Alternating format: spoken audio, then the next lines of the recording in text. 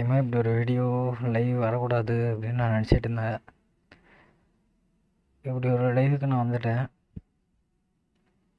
என்னமோ என்ன பேசுகிறேன்னு எனக்கு புரியல.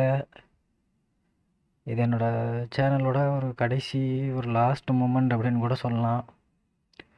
சப்போஸ் என் சேனல் ஆக்சஸ் உள்ளவன் இந்த ஸ்ட்ரீமர் கீயை ரீசெட் பண்ணிட்டா எத்தனையோ பேருக்கு சேனல் ஹேக் ஆனால் நான் உதவி பண்ணியிருக்கேன்.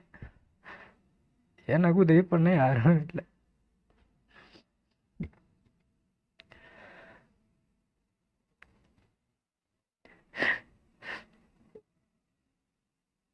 இந்த மாதிரி ஒரு சூழல்லாம் வரும்னு நினச்சி கூட பார்த்ததில்ல நண்பா.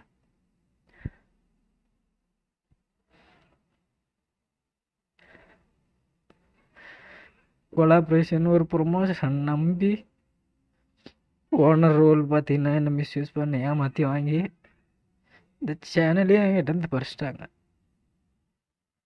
அவன் யார் என்ன எதுவுமே தெரியாது. அவன் என்கிட்ட கொடுத்த எல்லா டீட்டெயில்ஸுமே ஃபேக்கு.